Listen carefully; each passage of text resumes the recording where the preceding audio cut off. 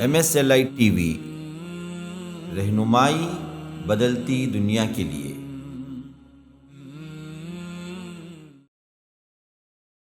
کیوں صحابہ کے عمل پر گفتگو ہو رہی ہے؟ اللہ نے جب عمل کو دیکھا ہی نہیں تو ہم کون ہوتے ہیں ان کے اعمال کو دیکھنے والے؟ جی وہ کچھ بھی کریں وہ جنتی ہیں۔ اللہ کے رسول نے وعدہ کر دیا، صاف کہہ دیا کہ میرے صحابہ کو گالی نہ دو، میرے صحابہ کو لعن طعن نہ کرو، میرے صحابہ وہ ہیں اگر وہ آدھا مد خرچ کریں تمہیں ایک پہاڑ احد کے برابر بھی سونا دو، دونوں برابر نہیں ہو سکتے۔ جب یہ وضاحت ہو گئی تو صحابہ نے کہا کہ اللہ کے رسول یہ تو بکتا ہے، شاید یہ منافق ہو اور یہ راز فاش کرنے کے لیے کچھ نہ کچھ بہانے کر رہا ہے، آپ حکم دیں کہ ہم اس کا قتل کر دیں گے۔ تو کہا کہ لوگوں سنو، کس کے بارے میں زبان کھولتے ہو؟ حاطب کے بارے میں؟ کیا یہ بدری نہیں ہے؟ اور بدری صحابہ کے معاملے میں اللہ نے اعلان نہیں کر دیا کہ اعلی اہل بدرن، اللہ تبارک و تعالی اہل بدر کو دیکھ کے فرمایا کہ اعملوا ما شئتم، تم جو چاہے کرو، انی قد غفرت لکم، میں نے ان کو معاف کر دیا۔ لوگ پوچھتے ہیں کہ ماہ حرام میں لڑنا کیسا ہے؟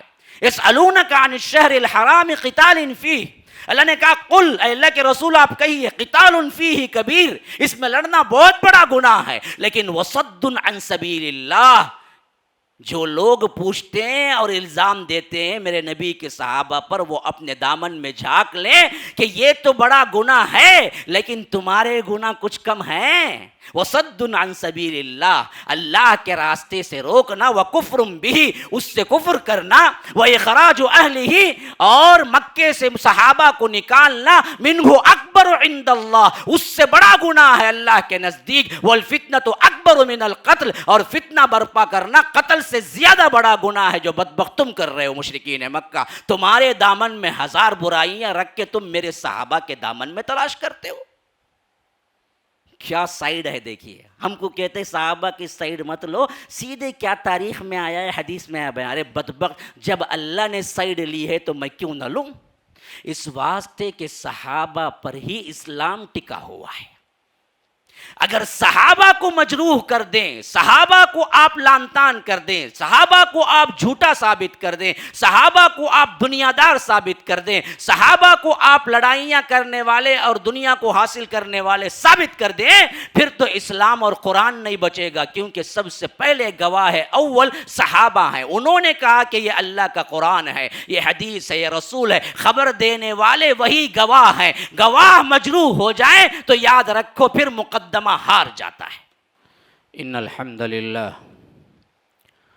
نحمده ونستعینه ونستغفره ونؤمن به ونتوکل علیہ ونعوذ باللہ من شرور انفسنا ومن سیئات اعمالنا، من يهده الله فلا مضل له ومن يضلل فلا هادي له، وأشهد أن لا إله إلا الله وحده لا شريك له، وأشهد أن محمدًا عبده ورسوله، أما بعد فإن خير الحديث كتاب الله، وخير الهدي هدي محمد صلى الله عليه وسلم، وشر الأمور محدثاتها، وكل محدثة بدعة، وكل بدعة ضلالة، وفي رواية وكل ضلالة في النار۔ فأعوذ بالله السميع العليم من الشيطان الرجيم من همزه ونفثه ونفخه، والذين تبوأوا الدار والإيمان من قبلهم يحبون من هاجر إليهم ولا يجدون في صدورهم حاجة مما أوتوا ويؤثرون على أنفسهم ولو كان بهم قصاصة ومن يوق شح نفسه فأولئك هم المفلحون۔ والذين جاءوا من بعدهم يقولون ربنا اغفر لنا ولإخواننا الذين سبقونا بالإيمان ولا تجعل في قلوبنا غلا للذين آمنوا ربنا إنك غفور رحيم۔ اللهم أرنا الحق حقا وارزقنا اتباعه، وأرنا الباطل باطلا وارزقنا اجتنابه اللهم علمنا ما ينفعنا وانفعنا بما علمتنا وارزقنا علما رب اشرح لي صدري ويسر لي أمري واحلل عقدة من لساني يفقه قولي۔ اس اللہ کے نام سے ابتدا جس کے ناموں کی کوئی انتہا ہی نہیں۔ ولو ان ما فی الارض من شجرۃ اقلام والبحر یمدہ من بعدہ سبعۃ ابحر ما نفدت کلمات اللہ۔ اس ذات اقدس پر کروڑوں درود و سلام ہوں جو تمام جہانوں کے لیے رحمت للعالمین بن کے آئے تھے۔ اللہم صلی علی محمد وعلی آل محمد کما صلیت علی ابراہیم وعلی آل ابراہیم انک حمید مجید وبارک علی محمد وعلی آل محمد کما بارکت علی ابراہیم وعلی آل ابراہیم انک حمید مجید۔ برادران اسلام، واجب الاحترام بزرگوں، دوستوں، عزیز ساتھیوں، لائق احترام ماؤں اور بہنوں، گزشتہ کے جمعے میں نے آپ کے سامنے اصحاب رسول اللہ صلی اللہ علیہ وسلم کون ہیں کے عنوان پر گفتگو کی۔ جو لوگ تسلسل کے ساتھ آ رہے ہیں ان لوگوں کو سمجھنے میں دقت نہیں ہوگی، جو مسلسل سنتے آ رہے ہیں انہی کے اعتبار سے میں بھی ان بیانات کو رکھ رہا ہوں۔ میں نے آخری پوائنٹ جہاں سے چھوڑا وہیں سے آج کا جمعہ ابتدا کر رہا ہوں کہ میں نے بتایا تھا کہ اللہ کے رسول صلی اللہ علیہ وسلم کے صحابہ کرام کا مقام اتنا اونچا ہے کہ وہ کسبی نہیں ہے، وہبی ہے۔ وقت کی دقت کی وجہ سے، کمی کی وجہ سے اس پر میں نے تفصیلی طور پر بیان نہیں دیا، لیکن میرا آخری پوائنٹ جہاں تک مجھے یاد پڑتا ہے یہی ہے کہ صحابہ بننے کا شرف کسی عبادت سے منسلک نہیں ہے، کسی عمل سے منسلک نہیں ہے، کسی محنت سے منسلک نہیں ہے، کسی بھی ان کے اپنے طور پر کوششوں سے منسلک نہیں ہے۔ جیسے ہمارے اچھے بننے پر ہمارے اعمال منسلک ہیں، ہمارے متقی ہونے پر ہمارا تقوی منسلک ہے، ہمارا ایمان منسلک ہے، ہمارے لیے فلاح و کامیابی کے اعتبار سے ہمارے نیک اعمال منسلک ہیں، لیکن اصحاب رسول اللہ صلی اللہ علیہ وسلم کا معاملہ بعینہ اسی طرح کا ہے جس طرح کا انبیاء کرام کا معاملہ ہے۔ انبیاء کرام کو اللہ تبارک و تعالی نے جیسے منتخب کیا اور اس کے حاصل کرنے میں، یعنی نبوت یا نبی بننے کے سلسلے میں نبی کی کوئی کارگزاری نہیں ہوتی، کوئی محنت نہیں ہوتی، کوئی مراقبے نہیں ہوتے، کوئی عبادتیں نہیں ہوتی، کوئی الگ الگ اس کے لیے کوششیں نہیں ہیں کہ میں اتنے سال محنت کروں گا تو پھر اللہ مجھ سے راضی ہوگا اور نبوت عطا کر دے گا۔ بالکل نہیں۔ انبیاء کو رب العالمین نے خود منتخب کیا، اور اس میں سوال بھی نہیں کہ بعد میں آنے والے آپ کہہ سکتے ہیں کہ ہمیں کیوں نہیں بنایا گیا، وہ سوال بھی نہیں۔ اگر کوئی کہتا ہے اور اس پر حسد کرتا ہے تو اس کے ایمان کو خطرہ ہے، یاد رکھو۔ لیکن انبیاء کرام پر کوئی داغ دھبا نہیں ہوگا۔ کوئی کہے کہ اجی کیا جی موسیٰ علیہ السلام تو کیا فرعون کے محل میں پلے بڑے اور جاتے ہوئے ایک شخص کو مار دیا، فَوَقَذَهُ مُوسَىٰ فَقَضَىٰ عَلَيْهِ۔ قبطی ایک تھا اور ایک طرف ان کا اسرائیلی تھا۔ جب یہ جا رہے تھے تو راستے میں دیکھا کہ یہ قبطی جو کہ مصر والوں کی طرف سے لڑ رہا تھا اور ایک اسرائیلی جو ان کی قوم کا تھا، دونوں نے کیا کیا، لڑائی جھگڑا کیا، اور جیسے ہی حضرت موسیٰ گزرے اس نے پکارا کہ میری مدد کو آؤ، فاستغاثہ الذی من شیعتہ علی الذی من عدوہ۔ اور حضرت موسیٰ نے غلط سمجھ لیا، ظالم تو اسرائیلی تھا، لیکن دیکھنے میں لگا کہ کیا ہے، قبطی ظالم ہے، فرعون کا جو آدمی ہے وہ ظالم ہے، اور پکارا بھی یہ پہلے مدد کو۔ تو جو مدد کو پہلے پکارتا وہی وہ کیا ہے، عدل پہ ہوتا ہے، لوگ سمجھتے ہیں، لیکن بہت سے لوگ اس میں بھی کیا ہے، چاپلوسی کر جاتے ہیں۔ ویسے ہی کر رہا تھا یہ۔ تو حضرت موسیٰ اس موقع پر جج نہیں کر سکے. فوقظہ موسیٰ، ایک تماچا دیا، فقضى علیہ، مر گیا بندہ وہیں پر. کون؟ قبطی جو تھا، حالانکہ وہ مظلوم بھی تھا، ظالم تو اسرائیلی تھا. ابھی ایک گناہ تو کیا ہوا کہ بغیر تحقیق کیے تماچا مارا، اور تماچا بھی حضرت موسیٰ کا ایسا تھا کہ بندہ وہیں مر گیا. پھر اس کے بعد معلوم ہوا کہ قتل کے مشورے ہو رہے ہیں حضرت موسیٰ کے. تو حضرت موسیٰ وہاں سے نکل کے مدین چلے گئے. پھر 10 سال حضرت شعیب، بعض روایتوں کے مطابق ان کے گھر میں کیا ہے، نوکری کی، اور حضرت شعیب نے یہ اپنی بیٹی سے نکاح کر دیا. پھر ان کو لے کر جب واپس اپنے گھر جا رہے تھے کسی کام سے، 10 سال بعد، رات اندھیری تھی اور معاملہ بڑا سخت سردی کا تھا، اور انہیں ایک طرح کی آگ نظر آئی.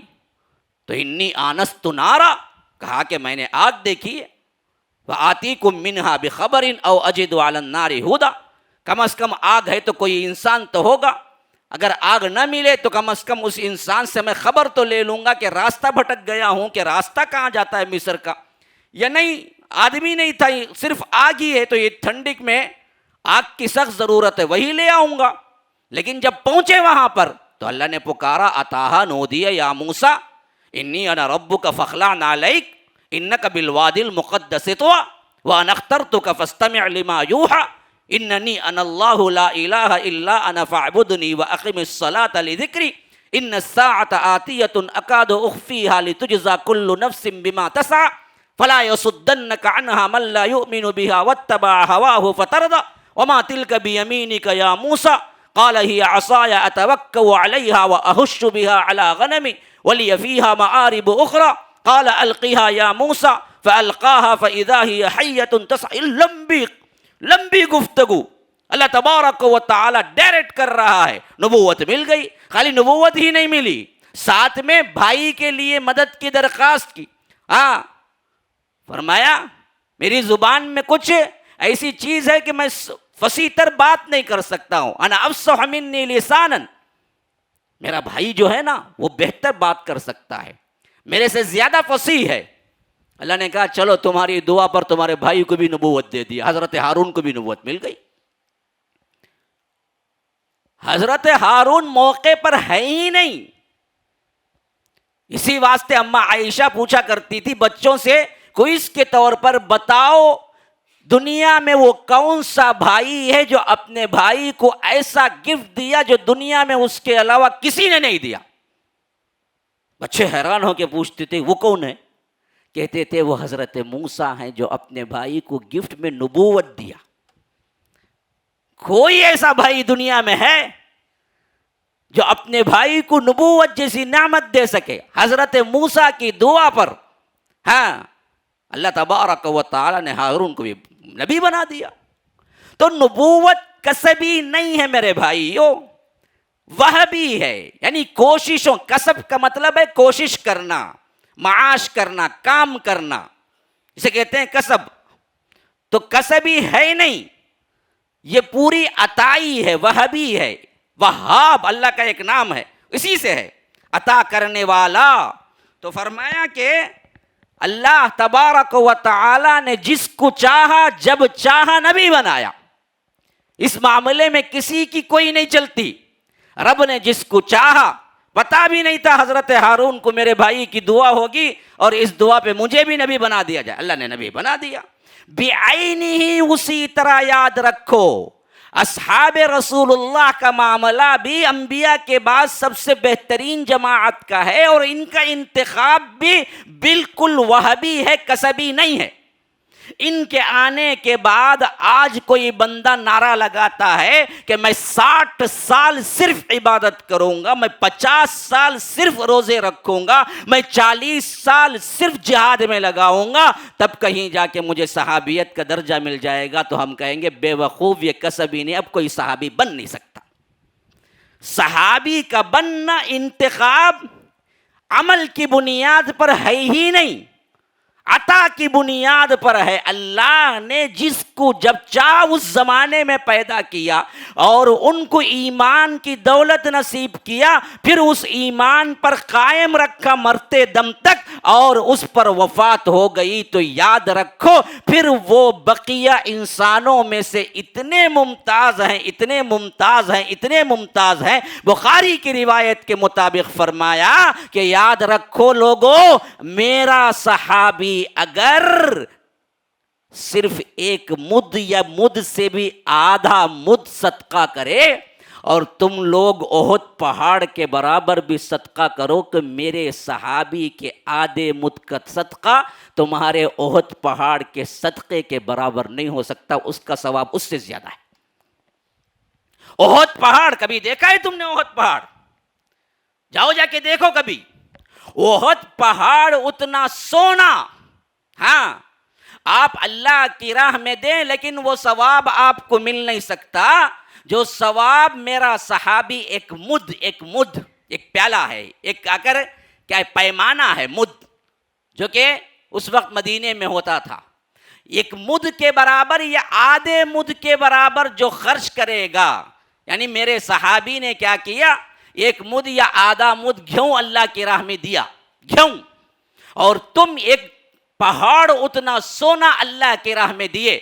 لیکن اللہ کے رسول کہتے ہیں میرے صحابی کا یہ عمل تم سے زیادہ فضیلت والا ہے, وہ آدھے مد کا ثواب اللہ ان کو وہ دے گا جو تمہارا احد پہاڑ اتنا سونا دے کر بھی تم نہیں لے سکتے. تو پھر عمل پہ گفتگو کیوں, یہ میں بتانا چاہتا ہوں. عمل کے اعتبار سے عطا ہی نہیں ہوئی صحابیت. اچھا ایک دوسرے زاویے سے بھی سمجھا دیتا ہوں. ایک صحابی نے صبح 10 بجے اسلام قبول کیا اللہ کے رسول صلی اللہ علیہ وسلم کے پاس, اور 11 بجے ان کا انتقال ہو گیا.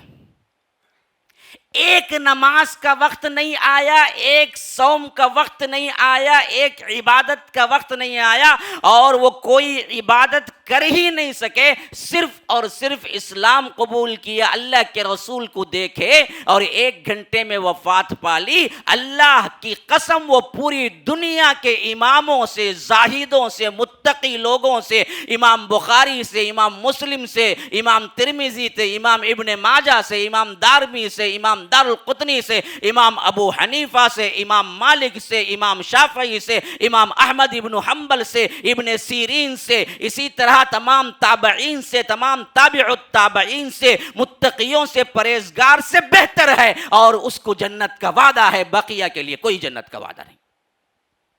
عمل تو کچھ کیا ہی نہیں, عمل تو کچھ کیا ہی نہیں. تو صحابیت دراصل انتخاب پر ہے, وہابی ہے جس نے رسول کو دیکھا یا رسول نے جس کو دیکھا, وہاں سے ان کا اصل میں حساب بھی الگ ہے, ان کا معاملہ بھی الگ ہے. میں یہ کہہ رہا ہوں کیوں کہ رسول نے دیکھا, یعنی جو رسول کو دیکھ نہیں سکتے تھے, نابینا صحابی تھے, ان کے لیے یہ لفظ ہے کہ رسول نے تو انہیں دیکھ لیا نا. جس نے رسول کو دیکھا یا رسول نے جس کو دیکھا حالت ایمان میں, اور ان کی وفات حالت ایمان میں ہو گئی, پھر تو یاد رکھو ان کے عمل کا کوئی تم حساب کر ہی نہیں سکتے. وہ کچھ بھی کر لیں وہ جنتی ہے, اور تم مائی کے لال کون ہو سکتے ہو کہ ان کے اعمال کو لے کر بحث کرو اور بتاؤ کہ یہ صحیح تھے وہ نہیں صحیح تھے. جنگ جمل میں حضرت معاویہ نے یوں کیا, حضرت علی نے یوں کیا, جنگ صفین میں حضرت معاویہ نے یوں کیا, یہ حق پہ تھے وہ نہیں تھے, انہوں نے ایسا لفظ کہا صحابی کو, یہ کہا. ارے بدبخت, تو 1400 سال بعد آ کر ان پر گفتگو کرنے کا اختیار دیا کچھ کس نے دیا تجھے؟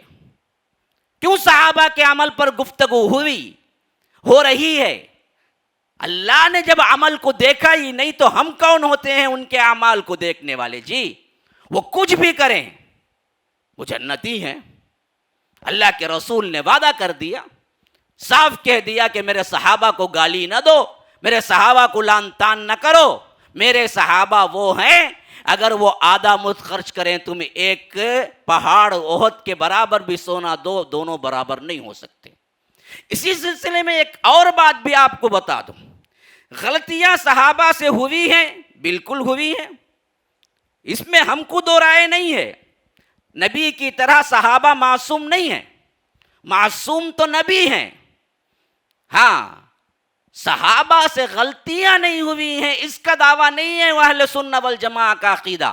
عقیدہ یہ ہے کہ غلطیاں 100% ہوئی ہیں، لیکن ان غلطیوں پر آپ نکیر کرنا اور ان کو ان کی گستاخی میں لے آنا اور انہیں جہنمی یا انہیں یہ ثابت کرنا کہ وہ ایمان والے نہیں تھے، یہ دراصل تمہارا اختیار نہیں ہے، بلکہ تمہیں اپنے ایمان کی فکر کرنا چاہیے۔ ان پہ زبان کھولے گے تو ایمان خراب ہو جائے گا۔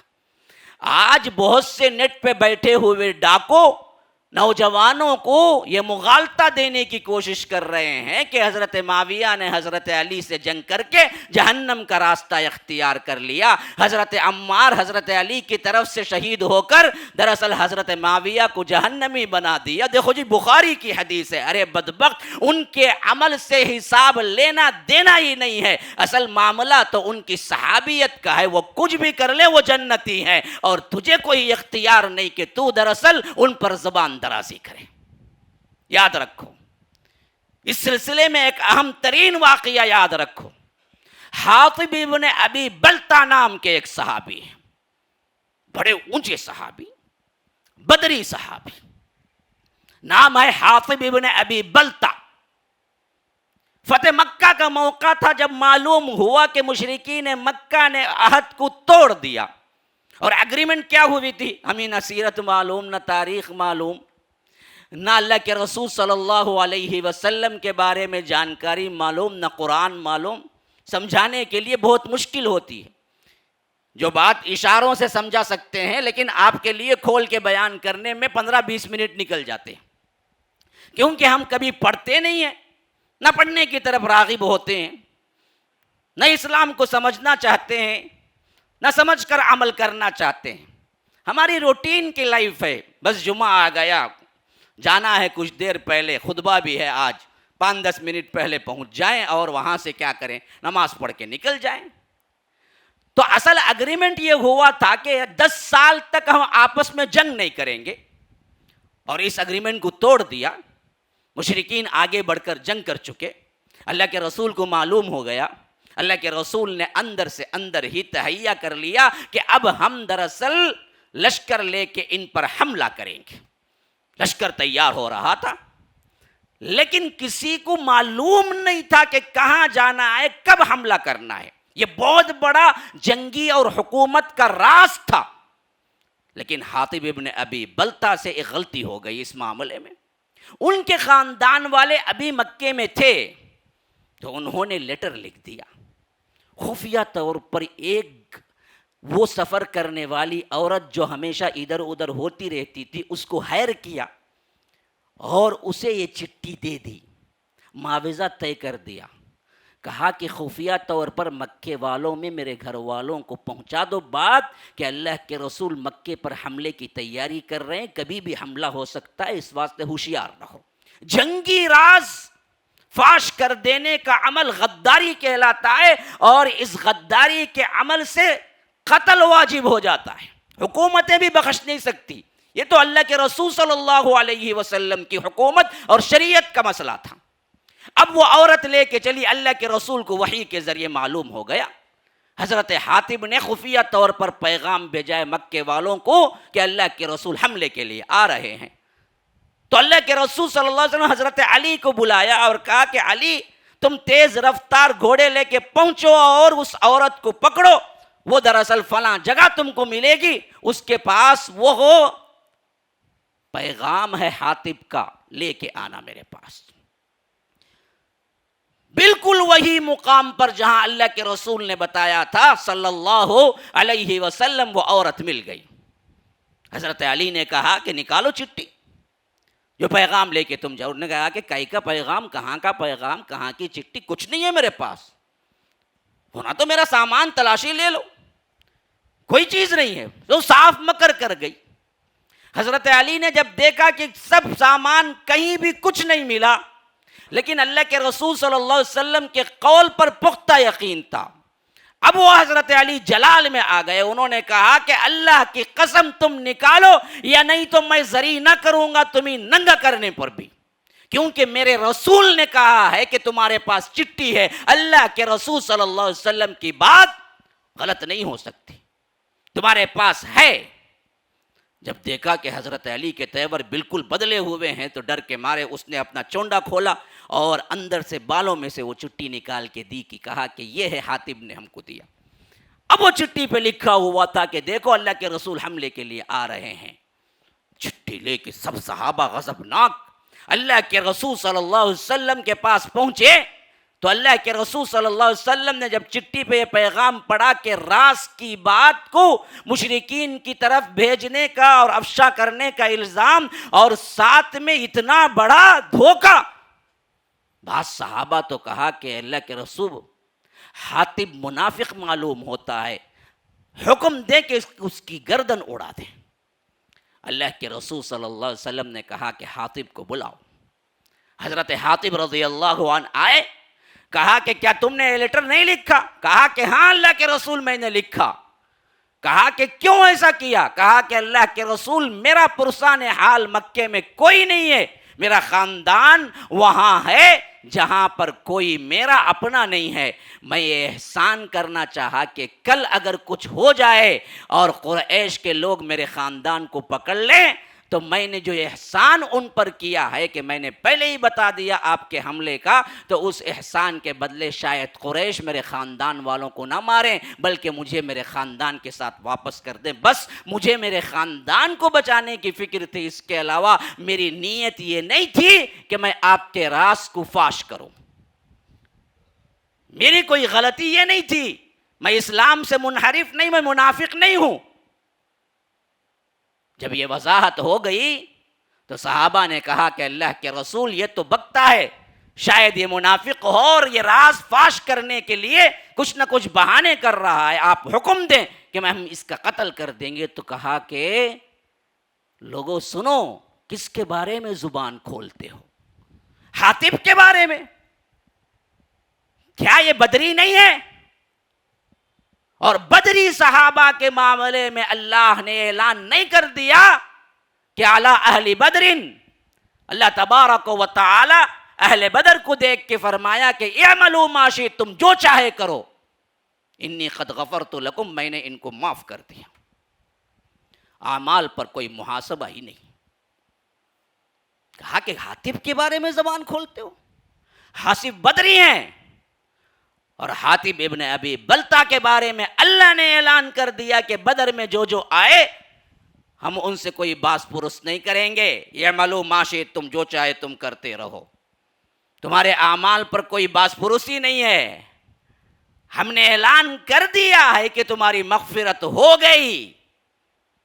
اتنی بڑی غلطی کو اللہ کے رسول صلی اللہ علیہ وسلم نے ایک ایک بات ہی ختم کر دی کہ دیکھو حاتب بدری ہیں, اور بدری صحابہ کو اللہ نے اعلان کر دیا کہ میں نے تمہیں معاف کر دیا. اب کوئی مائی کا لال آج بھی نہیں کہہ سکتا کہ حاتب نے غلطی کی. غلطی تو حاتب ابن ابی بلتا سے بھی ہوئی. تب تم غلطیاں پکڑنا چاہو تو پھر تو کیا ہے, ہر ایک کی غلطی پکڑنا شروع کر دو. تو اسی واسطے میں بیان کر رہا ہوں کہ اللہ کے رسول صلی اللہ علیہ وسلم کے صحابہ تمام کے تمام وہابی ہیں, عطائی ہیں, کسبی نہیں ہیں. اور اللہ تبارک و تعالی نے انہیں جب صحابیت کا درجہ دے دیا تو اس کے بعد ان کا عمل جو چاہے رہے, اس سے ہمیں کوئی لینا دینا نہیں ہے. اصل میں صحابیت سے محبت ہے, اس واسطے ہم اعلان کرتے ہیں کہ ہر صحابی جنتی. کل وعد اللہ الحسنى, ہم نے ہر ایک سے کیا ہے, جنت کا وعدہ کیا ہے. ہاں اس میں وہ نہیں ہے جو بعد میں نہیں, بلکہ اللہ کے رسول کے دور میں یہ منافق بن گئے. یہ وہ بھی نہیں ہے جو ایمان کو چھوڑ کر مرے, وہ بھی اس میں نہیں آتے جو بعد میں مرتد بن گئے, وہ بھی اس میں نہیں آتے جو بعد میں نبوت کا دعویٰ کر لیا. مسیلمہ میں بھی اللہ کے رسول کو دیکھا, ایمان بھی لایا ایک روایت کے مطابق, لیکن بعد میں اعلان نبوت کر کے کافر بن گیا. یہ صحابی نہیں ہے. عبید اللہ ابن جہش بھی ایمان لایا, عبداللہ ابن جہش کا سگے بھائی ہیں, اور زینب بنت جہش کے سگے بھائی ہیں. زینب بنت جہش تو وہ ہیں جو اللہ کے رسول صلی اللہ علیہ وسلم کی بیوی ہیں, ان کے سگے بھائی ایمان لائے. لیکن حبشہ جا کر مرتد ہو گئے، عیسائی بن گئے، اور وہیں کیا ہے عیسائیت میں ہی کیا ہے مر گئے، انتقال بھی ہو گیا۔ شراب اتنی پیا کرتے تھے، شراب ہی کے نشے میں مر گئے۔ اب وہ صحابی نہیں ہیں، لیکن جو صحابی اس تعریف کے اندر آتے ہیں کہ من لقی النبی صلی اللہ علیہ وسلم مسلما ومات علی الاسلام، کہ اپنی زندگی میں اللہ کے رسول کو دیکھا حالت ایمان میں اور وفات پائی حالت ایمان میں، ایسے جتنے صحابہ ہیں وہ سب کے سب جنتی ہیں۔ ان پر بات کرنے کا، ان پر نکیر کرنے کا، ان پر لان تان کرنے کا کوئی سبب نہیں ہے، خواہ ان کا عمل کیسے بھی ہو۔ اللہ نے انہیں معاف کر دیا، مسئلہ ختم۔ اسی واسطے ہم قرآن کے آئینے میں صحابہ کو دیکھنا ہے۔ یہ بہت اہم ترین بات ہے جو آج کا عنوان ہے۔ میں نے کہا کہ صحابہ قرآن کے آئینے میں، کیا مطلب؟ صحابہ کو تاریخ کے آئینے میں مت دیکھو، وہ تاریخی شخصیتیں نہیں، قرآنی شخصیتیں ہیں۔ تاریخ میں دیکھو گے تو کربلا کے واقعے میں ایک صحیح ایک غلط نظر آئے گا، جنگ جمل میں ایک صحیح ایک غلط نظر آئے گا، جنگ صفین میں ایک صحیح ایک غلط نظر آئے گا۔ ان کے اندر کے مکالمات، ان کے اندر کے بات چیت میں تمہیں کیا ہے، نفرتیں اور دنیاوی محبت نظر آئے گی۔ اللہ کی قسم یاد رکھو، تبری ہو پھینکو اٹھا کے، ابن کثیر میں ہو روایتیں پھینکے اٹھا کے، ہاں کسی تاریخ میں ہو، ابن خلدون میں ہو، اٹھا کے پھینکو۔ ہمیں تاریخی شخصیات سے لینا دینا نہیں ہے، تاریخ صحابہ کے بارے میں کیا کہتی ہے اس سے ہمیں کچھ سروکار نہیں، قرآن صحابہ کے بارے میں کیا کہتا ہے یہ ہونا، قرآن کے مقابلے میں جو بھی آئے ہم اٹھا کے پھینکیں گے، کیونکہ قرآن نے صحابہ کی تعریف کی ہے، قرآن نے ان کی غلطیوں پر نکیر کرنے والوں کو جواب دیا ہے، قرآن نے۔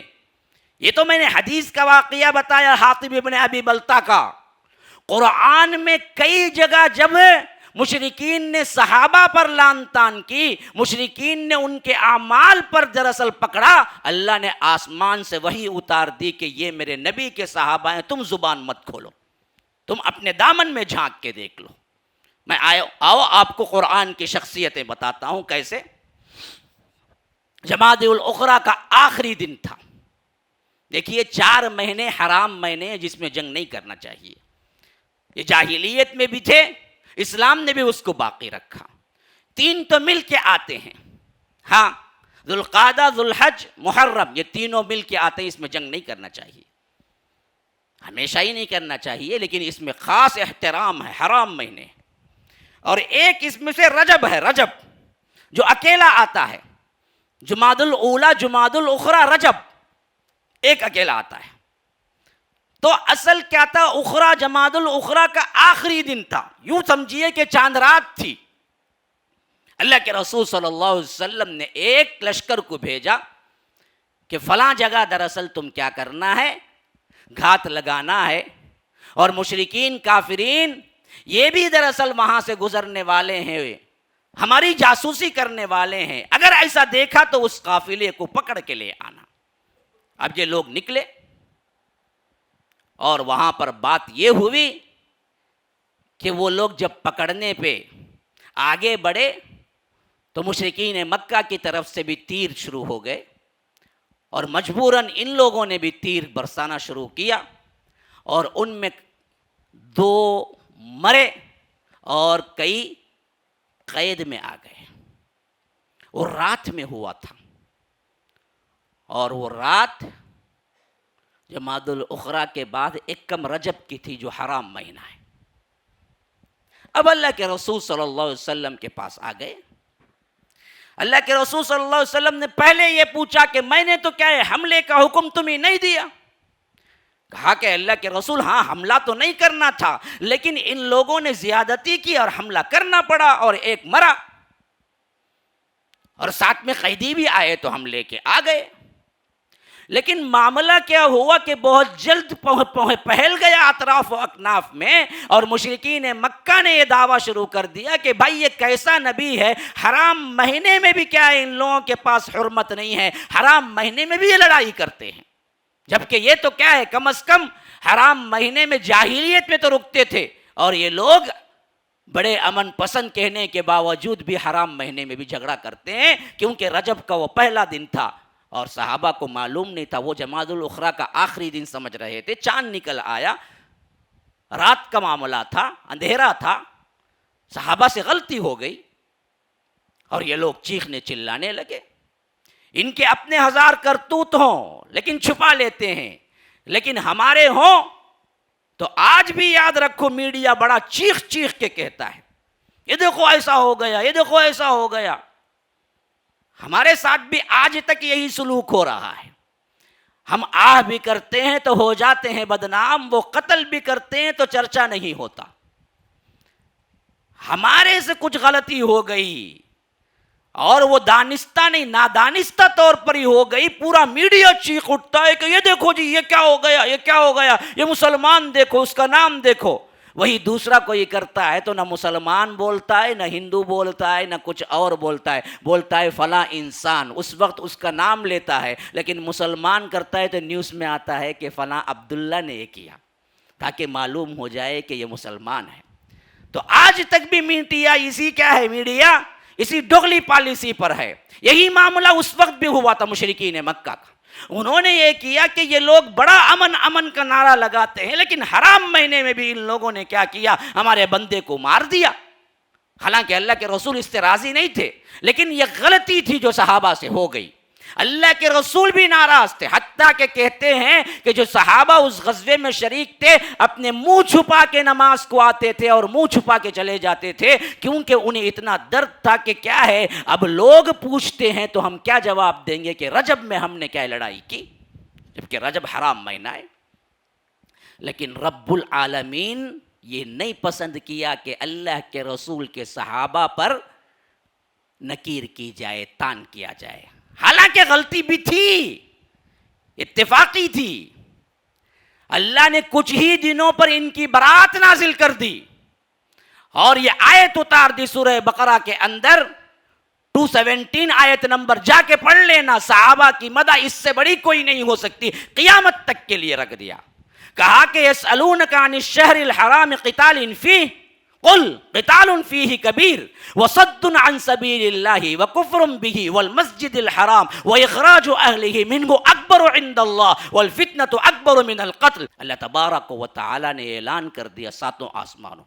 لوگ پوچھتے ہیں کہ ماہ حرام میں لڑنا کیسا ہے، یسألونک عن الشہر الحرام قتال فیہ، اللہ نے کہا قل، اے اللہ کے رسول آپ کہیے، قتال فیہ کبیر، اس میں لڑنا بہت بڑا گناہ ہے، لیکن وصد عن سبیل اللہ، جو لوگ پوچھتے ہیں اور الزام دیتے ہیں میرے نبی کے صحابہ پر، وہ اپنے دامن میں جھانک لیں کہ یہ تو بڑا گناہ ہے لیکن تمہارے گناہ کچھ کم ہیں۔ وصد عن سبیل اللہ، اللہ کے راستے سے روکنا، وکفر بہ، اس سے کفر کرنا، واخراج اہلہ، اور مکے سے صحابہ کو نکالنا، منہ اکبر عند اللہ، اس سے بڑا گناہ ہے اللہ کے نزدیک، والفتنۃ اکبر من القتل، اور فتنہ برپا کرنا قتل سے زیادہ بڑا گناہ ہے جو بدبخت تم کر رہے ہو مشرکین مکہ۔ تمہارے دامن میں ہزار برائیاں رکھ کے تم میرے صحابہ کے دامن میں تلاش کرتے ہو۔ کیا سائیڈ ہے دیکھیے، ہم کو کہتے ہیں صحابہ کی سائیڈ مت لو، سیدھے کیا تاریخ میں آیا ہے، حدیث میں آیا ہے، ارے بدبخت، جب اللہ نے سائیڈ لی ہے تو میں کیوں نہ لوں، جب اللہ نے مدح کی ہے تو میں کیوں نہ کروں، جب اللہ نے ان کی طرف سے جواب دیا ہے تو میں کیوں نہ دوں ان بدبختوں کو، ان شیعوں کو، ان کتوں کو جو اصحاب رسول اللہ پہ بھونکتے ہیں۔ جب رب العالمین نے کیا ہے بتایا ہے کہ ہاں غلطی صحابہ کی ہے میرے نبی کے، لیکن یاد رکھو تمہیں زبان کھولنے کا کوئی اختیار نہیں ہے، تم خود غلاظت میں لڑے ہوئے گٹر کے نالی میں چلنے والے کیڑوں سے بھی بدتر ہو، تم میرے نبی کے صحابہ پہ زبان کھولتے ہو۔ آج کا یہ انجینئر جس کا عمل کا ایک حصہ کیا ہے، پوری زندگی سجدے میں سر رکھ کے گزار دے، تبھی بھی صحابہ کے ایک عمل کے کروڑویں حصے کے برابر بھی نہیں ہو سکتا، آج کہتا ہے کہ یہ فلاں غلطی کیے، یہ فلاں غلطی کیے. یہ گٹر کے نالی میں چلنے والے اس کیڑے کو میں جواب دیتا ہوں کہ بدبخت، جب اللہ تبارک و تعالی نے خود جواب دیا ہے فضائل کے اوپر، اللہ کے رسول کے صحابہ پر، تو کون ہوتا ہے جواب دینے والا کہ یہ صحیح یہ غلط؟ اللہ کہتا ہے کہ تم کیوں کہتے ہو کہ یہ غلطی کیے ہیں؟ تمہاری غلطیاں کچھ کم ہیں؟ دیکھو، وَصَدٌّ عَن سَبِيلِ اللَّهِ وَكُفْرٌ بِهِ وَإِخْرَاجُ أَهْلِهِ مِنْهُ أَكْبَرُ عِنْدَ اللَّهِ وَالْفِتْنَةُ أَكْبَرُ مِنَ الْقَتْلِ. فتنہ برپا کرنا، کیا فتنہ ہے یہاں پر؟ صحابہ پر لان تان کرنا، شرک کرنا. ہاں، یہ فتنہ اس سے بڑا ہے قتل سے بھی. میرے صحابی نے کیا کیا؟ رسول کے صحابی سے تو قتل ہی تو ہوا، لیکن تم اس سے بڑے بڑے گناہ کر کے بیٹھے ہو. تم نہیں کہنا. اسی طرح دوسرا واقعہ بھی سن لو، کھل کے سمجھ لو ایمان اعتقاد صحابہ کے بارے میں کیا ہونا چاہیے. بعد میں آگے چل کر دلائل کا انبار بھی رکھ دیا جائے تو تم میں کوئی شیعہ کی عقیدے اور شیعہ کی فکر اپنے اندر نہ پائے. کبھی نہ بھولنا، صحابہ کو نیک متقی جنتی سمجھنا ہمارے ایمان کا حصہ ہے. اگر اس میں ایمان متزلزل ہوا تو یاد رکھو تمہارے جنت میں جانا بھی مشکل ہو جائے گا. ہمارا اعتقاد اہل السنہ کا، صحابہ متقی ہیں، صحابہ مفلحون میں آتے ہیں، فلاح پانے والے ہیں، فائزون میں آتے ہیں، کامیابی پانے والے ہیں، کُلًّا وعد اللہ الحسنى، جنتی ہیں.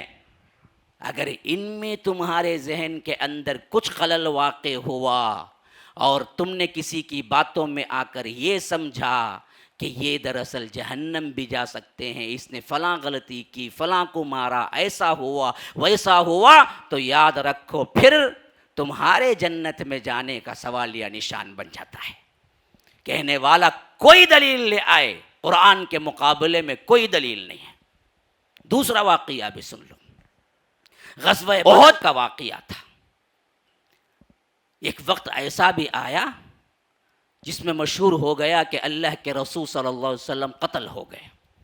صحابہ پر افراتفری طاری ہو گئی.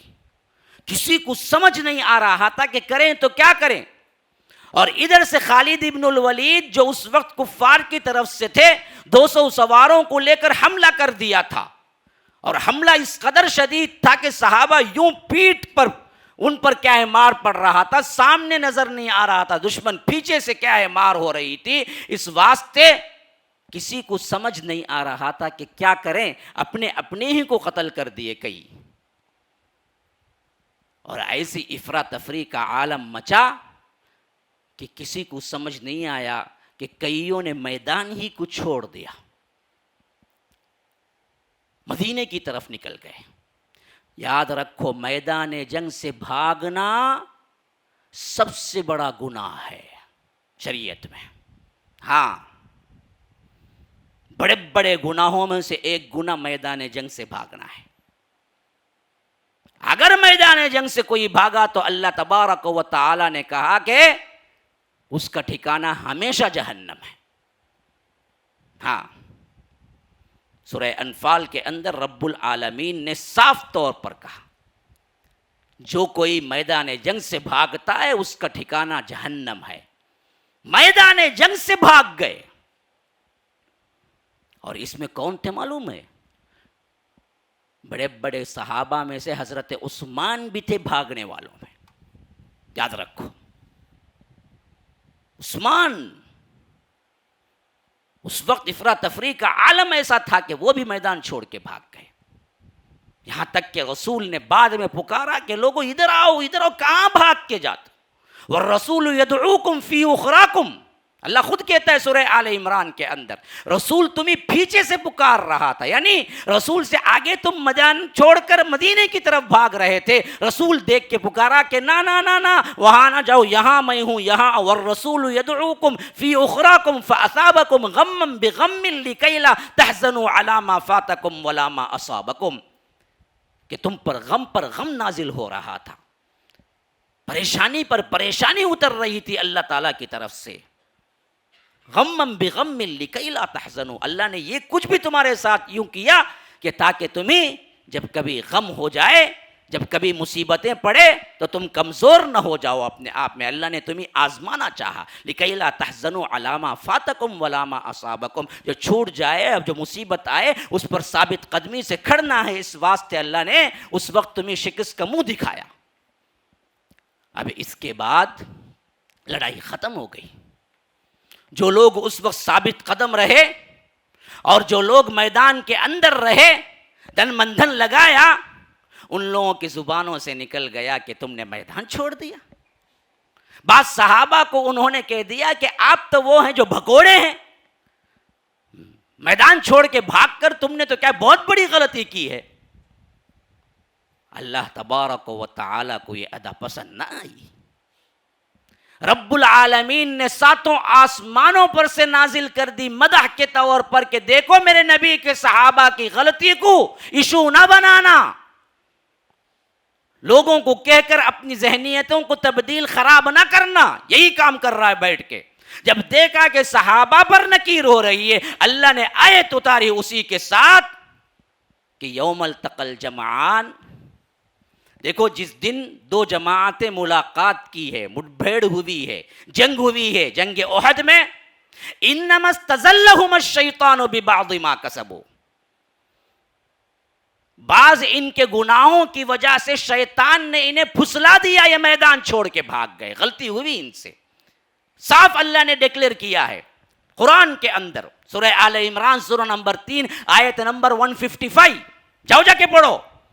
اللہ کے رسول کے صحابہ کی سائیڈ اللہ خود لے رہا ہے. دیکھو ان کی غلطی پر جب ایشو بنایا اس کو تو کہا کہ یاد رکھو ہوا یہ کام، انما استزلهم الشیطان ببعض ما کسبوا، ان کے بعض گناہوں کی وجہ سے شیطان نے انہیں پھسلا دیا اور یہ میدان چھوڑ کے بھاگ گئے.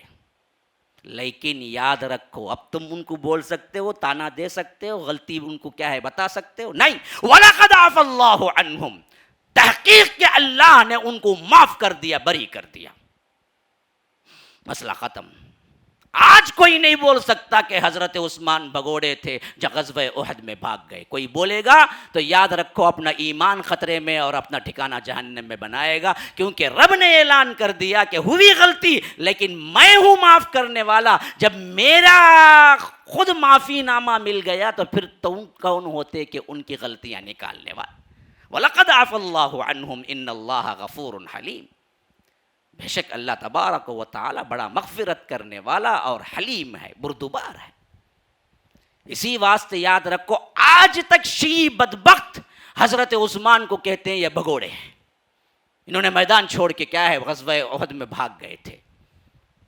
اسی واسطے ہم ان کو نہیں مانتے. اللہ کہتا ہے کہ یہ حضرت عثمان ہی کی مداح میں نازل ہوئی یہ آیت. فرمایا کہ ہاں گئے تھے لیکن میں نے انہیں معاف کر دیا. تو آج کون مائی کا لال ہے جو کہے کہ وہ میدان چھوڑ کے بھاگ گئے؟ غلطی ہوئی، رب نے معاف کر دیا. ایسے غلطیاں ٹٹولو گے تو پھر نبیوں کے لیے بھی آپ کو کیا ہے تنقید کا نشانہ بنانے کے لیے مل جائے گا موضوع. کوئی بدبخت یہ بھی کہے گا حضرت موسیٰ بھی کیا ہے تماچا مار کے ایک قبطی کو مار دیا، انہوں نے بھی تو قتل کیا تھا، قصاص ان سے کی نہیں لیا گیا؟ ہاں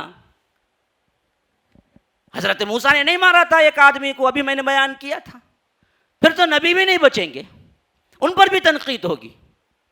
اسی واسطے حضرت موسیٰ نے جب یہ عمل ہوا انہوں نے فوراً انی ظلمت نفسی فاغفر لی، اے اللہ میں نے ظلم کر دیا، میں نے ایک کیا ہے مظلوم انسان کو مار دیا، ناحق قتل کر دیا، مجھے معاف کر دے. اللہ کہتا ہے فغفر اللہ، میں نے معاف کر دیا، مسئلہ ہی ختم. اب کوئی مائی کا لال یہ کہے کہ حضرت موسیٰ نے ایک انسان کو مار دیا اور قصاص میں ان کو مارنا چاہیے، نعوذ باللہ، تو کیا وہ صحیح ہوگا؟ وہ بدبخت اپنا ٹھکانہ جہنم میں بنا لے. انہوں نے معافی مانگی، اللہ نے معاف کر دیا، مسئلہ ہی ختم. قرآن میں واضح ہو گیا فاغفر لی فغفر اللہ، اللہ نے ان کو معافی کا اعلان کر دیا. ویسے ہی ان کی غلطی ہوئی، اللہ نے صاف کہہ دیا عفا اللہ عنہم، ہم نے انہیں معاف کر دیا. اب کوئی نہیں کہہ سکتا کہ حضرت عثمان بھاگے تھے. تو یاد رکھو اصحاب رسول اللہ صلی اللہ علیہ وسلم پر ایمان، ان کے بارے میں اچھا حسن ظن، ان کے بارے میں صحیح گمان اور انہیں جنتی کہنا اور ان سب کو متقی پرہیزگار اللہ والے کہنا ہم پر واجب ہے۔ اگر ہم اس عقیدے میں رکھنا ڈالیں گے اور اس عقیدے کو کسی کی باتوں میں آ کر تبدیل کریں گے تو ان کا تو کچھ نہیں جائے گا، وہ سب کے سب جنتی ہیں، لیکن یاد رکھو کو ہماری جنت خراب ہوگی اور ہم ہی دراصل ٹھکانہ جہنم بن سکتا ہے۔ آپ یہ سوال پوچھ سکتے ہیں، آخری ایک بات کہہ کے ختم کر دیتا ہوں، آخر اتنا کیوں بول رہے ہیں آپ صحابہ پر؟ اس واسطے کہ صحابہ پر ہی اسلام ٹکا ہوا ہے۔ اگر صحابہ کو مجروح کر دیں، صحابہ کو آپ لانتان کر دیں، صحابہ کو آپ جھوٹا ثابت کر دیں، صحابہ کو آپ دنیا دار ثابت کر دیں، صحابہ کو آپ لڑائیاں کرنے والے اور دنیا کو حاصل کرنے والے ثابت کر دیں، پھر تو اسلام اور قرآن نہیں بچے گا، کیونکہ سب سے پہلے گواہ اول صحابہ ہیں۔ انہوں نے کہا کہ یہ اللہ کا قرآن ہے، یہ حدیث ہے، یہ رسول ہے، خبر دینے والے وہی گواہ ہیں۔ گواہ مجروح ہو جائیں تو یاد رکھو پھر مقدمہ ہار جاتا ہے۔ ایک لڑکے ایک لڑکی کی شادی ہوئی، سال گزر گئے، اولاد ہو گئی، لیکن بعد میں مسئلہ آیا، کسی نے یہ الزام لگا دیا کہ ان کی شادی نہیں ہوئی، زنا سے ان کی اولاد ہوئی۔ مقدمہ جج کے پاس پہنچا، جج نے کہا کہ بھائی شادی ہونے کا ثبوت کیا ہے؟ کہا کہ دو گواہ جو عموماً لیتے ہیں، دو گواہ ہیں میری شادی کے۔ گواہوں کو بلایا گیا۔ اب ان گواہوں پر کوئی کہتا ہے کہ ہاں جی یہ دو گواہ تو تھے، لیکن نہ ان کا ایمان اچھا تھا، نہ انہوں نے دیکھا تھا، نہ وہاں موجود تھے، ان کی لڑائیاں رہی، ان کی گواہی ہمیں نہیں لگتی، ہمیں مشکوک لگتی ہے، تو انڈائریکٹ یہ کہنا ہے کہ تم ولد الزنا ہو۔ گواہ مجروح ہو جائیں تو مقدمہ گیا۔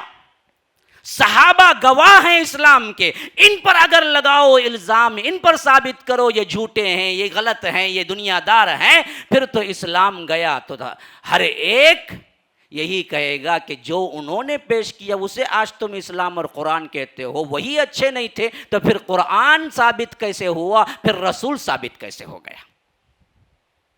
تو اس واسطے ایمان صحابہ پر انتہائی اہم ترین حصہ ہے منہج سلف کے اندر، کہ ان کو کبھی برا بھلا نہ کہو، ان سب کو جنتی اور ایمان والے متقی پرہیزگار سمجھو۔ ھذا وباللہ التوفیق وصلی اللہ وسلم علی نبینا محمد۔ اسأل اللہ لی ولکم ولسائر المسلمین من کل ذنب فاستغفروہ انہ هو الغفور الرحیم۔ السلام علیکم ورحمۃ اللہ وبرکاتہ۔ حاضرین، آپ لوگ جانتے ہیں کہ ہر ہفتہ یہاں پر تفسیر کا پروگرام ہوتا ہے۔ انشاءاللہ کل بروز ہفتہ بعد نماز عشاء یہاں پر 9:10 کو ہے، اور نماز عشاء کے بعد فوری طور پر دورہ ترجمہ قرآن جو مسلسل ہوتا آ رہا ہے رکھا گیا ہے۔ آپ لوگوں سے گزارش ہے کہ آپ اور خواتین سب کے لیے یہاں دعوت ہے، پردے کا معقول انتظام ہے، اور اللہ کی کتاب کو سننے کے لیے ضرور ضرور جمع ہو جائیں، اور ہمیں امید ہے کہ آپ لوگ کثیر تعداد میں آ کر ثواب دارین حاصل کریں، اور اسی طرح مسجد کے اخراجات کے لیے زیادہ سے زیادہ چندہ دیں، تاکہ ہمارے جو کچھ بھی معاملات ہیں اور کام ہیں اس میں ہم بسہولت اس کو انجام دیں۔ فجزاکم اللہ احسن الجزاء۔